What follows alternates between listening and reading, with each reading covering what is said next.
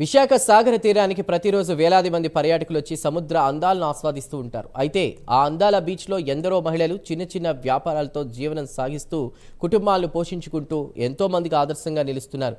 పల్లీలు, మొక్కజొన్నలు, చాట్ బండ్లు, బెలూన్లు, బొమ్మలు అమ్ముతూ తమ జీవనాధారాన్ని కొనసాగిస్తున్నారు. వారి జీవితం ఎలా ఉంది, వారు ఎదుర్కొంటున్న సమస్యలేంటి, మరిన్ని వివరాలు విశాఖ నుంచి మా ప్రతినిధి తరుణి జ్యోతి అందిస్తారు.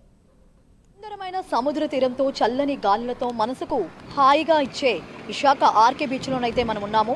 మరి ఇక్కడ సముద్ర తీరానికి ఈ విశాఖ ఆర్కే బీచ్కి రోజుకి వేలాది మంది సందర్శకులు వస్తూ ఉంటారు. మరి విశాఖ బీచ్ని మరింత అందంగా పెంచేది, ఇక్కడ జీవంతో నింపిపోసేది ఇక్కడ ఉన్నటువంటి చిరు వ్యాపారులు. మరి మొక్కజొన్నలు అవనివ్వండి, ఐస్ క్రీమ్స్, ఇలాగ పానీపూరి, హాట్ చాట్, ఇలా డిఫరెంట్గా కూడా ఇక్కడ చిరు వ్యాపారులు వాళ్ళ జీవనం సాగిస్తూ దీంతో వచ్చిన ఆదాయంతోనే కుటుంబాన్ని పోషిస్తూ ఉంటారు.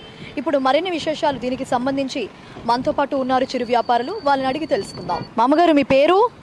లక్ష్మి అమ్మ. ఇక్కడ నుంచి వచ్చారు మీరు? ఇక్కడ వాల్తేర్ డిపో అమ్మ. మరి ఇక్కడ ఎన్ని సంవత్సరాల నుంచి ఇక్కడ ఈ వ్యాపారం చేస్తున్నారు? 30 సంవత్సరాల నుంచి చేస్తాను. మరి ఎక్కడి నుంచి తెస్తారు ఎప్పుడు మొక్కజొన్నలు అవిని? రైతు బజారు, మార్కెట్, ఈనాడు ఎక్కడుంటే అక్కడికి వెళ్తాం. మరి రోజుకి ఎలా ఉంటుంది మీ బిజినెస్ అంతనా? రోజుకి మీకు ఆదాయం ఏమైనా వస్తుందా? పెద్ద ఏమి ఉండదమ్మా. అక్కడ అయ్యి రేట్ ఎక్కువైపోయి 20 రూపాయలు ఎలా పడతాను. మనం ఒక వచ్చి 30 రూపాయలు అమ్ముకుంటారు. బుగ్గులు కొనుక్కొని ఆటో ఛార్జీలు అన్నీ వేసుకుంటే మనకి ఏమి లేదు. అక్కడే 20 రూపాయలు 15 రూపాయలు ఎలా పడిపోతుంది. మనం అక్కడ తెచ్చి 30 రూపాయలకు అమ్ముకుంటాను. అమ్ముకుని బొగ్గులు తీయాలి, ఆటో ఛార్జీ తీయాలి, ఫ్యాన్కి కరెంట్కి తీయాలి, అన్నిటికీ తీయాలి. ఇంతవరకు వేరు పొత్తులు పిరుగు అయిపోయినాయి కాబట్టి అవి కూడా రేట్ ఎక్కువైపోయినాయి. ఇప్పుడు వచ్చిన ఆదాయం పెద్ద ఏమి లేదు. మరి మీరు ఇక్కడికి ఎన్ని గంటలకు వస్తారు, ఎన్ని గంటల వరకు ఇవన్నీ అమ్ముతూ ఉంటారు? 4కు వస్తామమ్మా, రాత్రి 10-10:30 వరకు ఉంటాం. 10:30 వరకు ఉంటాం. మరి సెలవుల టైంలోని వాటిలోని మీరు బిజినెస్ అంతా బాగానే ఉంటుందా? సెలవుల టైంలో ఏమి ఉండదమ్మ, ఖాళీ ఉంటాం. మరి ఇంకేం లేదు, దాని మీద మనకు వచ్చే ఆదాయం ఏమి లేదు. మరి మీ వయసు అంతా మీకు ఫ్యామిలీతోనే ఉంటారా? పిల్లలందరూ మరి ఏం చేస్తూ ఉంటారు? పిల్లలు మా అమ్మాలుగా చిన్న చిన్న పనులు చేసుకుంటారమ్మా. ఫ్యామిలీతోనే కలిసి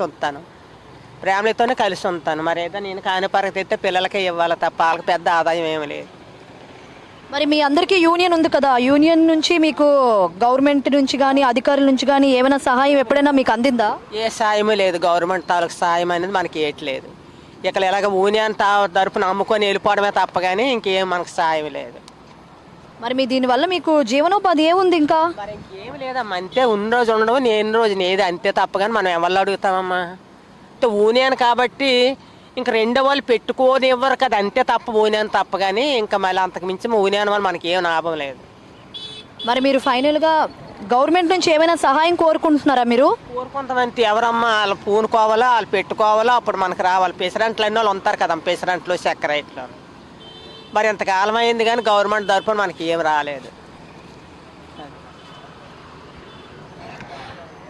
చూశారు కదండి, ఇది ఇక్కడున్న పరిస్థితి. మరి చిరు వ్యాపారులు వాళ్ళు ఎంతో ఆవేదన చెందుతున్నారు. ఎందుకంటే ఎన్నో సంవత్సరాలుగా ఇక్కడ చిరు వ్యాపారులు చేసుకుంటూ, ఈ మొక్కజొన్నల వ్యాపారులు చేసుకుంటూ సాయంత్రం 4 గంటల నుంచి రాత్రి 10:30 వరకు ఎండనక వాననక తెలియకుండా ఎంతో కష్టపడుతున్నారు. ఇదే ఆధారంతో వాళ్ళ జీవనోపాధి నడుస్తుంది అని చెప్తున్నారు.